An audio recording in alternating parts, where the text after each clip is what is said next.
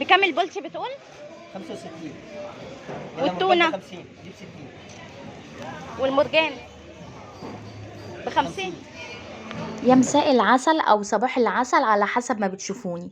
النهارده يوم الخميس وجايبه لكم الاسعار دي حالا دلوقتي، وقلت هنزل لكم الفيديو ده عشان اللي لسه قاعده في البيت ومش عارفه اسعار السمك ايه تعرف الاسعار، واللي معاها 20 جنيه، معاها 40 جنيه، معاها 50 جنيه، معاها 100 جنيه، هتقدر تعمل اكله حلوه النهارده تفرح بيها بيتها وعيالها واسرتها، لكل ام، لكل اخت، لكل اب، لكل اي حد مسؤول عن بيت. الفيديو ده ليه؟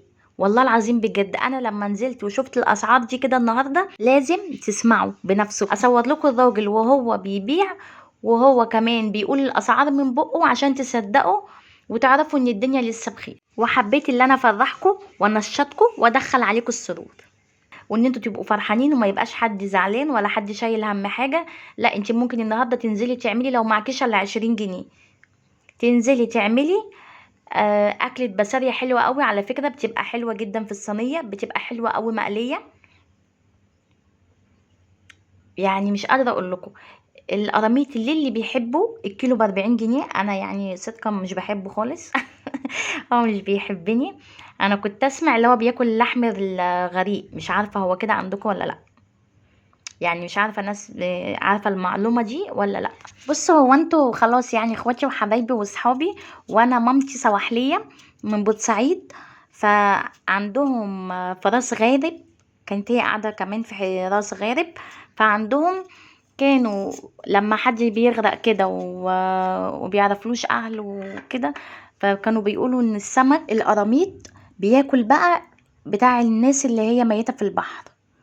فانا مش عارفه المعلومه دي صح ولا غلط، بس هي ماما عشان كانت من كذا حته، يعني من المناطق اللي فيها البحر دي، يعني قعدت حبه كتير في اسماعيليه وفي دمياط وفي بورسعيد وفي اسكندريه، فالمناطق السواحليه دي يعني يعتبر مناطقهم، وراس غارب ودمياط. وانا قلت لكم دمياط، قلت المهم يعني انا بحكي لكم اكني فعلا بحكي ايه لاخواتي وحبايبي فعلا واصحابي. فانا مش عارفه المعلومه دي صح ولا غلط، بس احنا ماشيين بيها، يعني انا بقى واخواتي ومامتي وكده ماشيين بيها، ماشيين اللي احنا فعلا القراميط ده ما بيجيش بيتنا. احنا بنشوفه عند الراجل بس وبنخاف منه، حتى بنخاف من شكله. البولتي ب65 جنيه. السمك المرجان دوت طعمه عامل زي الجمبري بالظبط، تحفه تحفه تحفه، ب50 جنيه الكيلو. والله انت معاكي 200 جنيه، عايزه تنزلي تجيبي تشكيله كده، كيلو من ده على كيلو من ده على كيلو من ده، تمام، 100 فل و14 لو اسره كبيره. طيب انا دلوقتي اسره من نفرين ثلاثه، هقدر اجيب كيلو هيمشي الغرض وخلاص. كيلو من ده ب65 بولتي، او تونه من دي ب60. هو بيقولك دي التونه القزيمه، دي بيقول التونه القزيمه غير المكاريل، عشان برضو تبقوا عارفين البنات الصغيرة اللي لسه داخلة في القناة او اللي بتتفرج على الفيديو ده، لا ده مش مكاريل، دوت اللي هو التونة القديم. انا بقول له ايه يا عم السمك ده؟ قال لي دي التونة القديمة اللي هو بيبقى في العلب السردين، عارفين علب السردين اللي بتبقى في السوبر ماركت؟ هو بيقولك السمك ده يعني منها. والبسارية ممكن كمان تجيبي البسارية دي وتخليليها جنب اي سمك، بيبقى حلو قوي في اي وقت من الاوقات، زهقانه متضايقه مش عارفه تاكلي ايه ولا تشربي ايه ولا تعملي ايه، هتطلعي حتتين كده سردين وتقلي حبه بطاطس وطيتين وخيارتين ويومك هيمشي ويبقى زي الفل، وهتفرحوا بيها جدا. ولا تروحي تقولي لي راح اجيب من عند الفسخاني ب20 جنيه سردين ولا الكلام ده، ولا ملوحه. هي بقى دي اما بتتعمل دي بقى اللي اسمها ملوحة. كمان يمكن دلوقتي مفيش ب20 جنيه ملوحة، ممكن يقولك ب50 جنيه وب30 جنيه.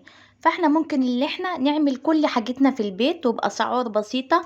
وانا بعمل لكم الفيديو ده، انا قسما بالله ما كان في نيتي خالص اللي انا انزل لكم الفيديو ده، بس انا فعلا لما رحت السوق ولقيت الاسعار دي فقلت اقول لكم وافرحكم وادخل السرور على قلبكم.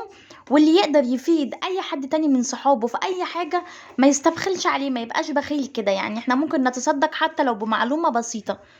رحتي ولقيتي في الحته الفلانيه حاجه بسعر بسيط ورخيص، قولي لاصحابك ولاهلك ولحبايبك، فرحي اللي حواليكي ودخلي السرور عليهم. ما تخليش حد قاعد في بيته زعلان زهقان مش عارف يعمل ايه ولا يودي ايه ولا يجيب منين.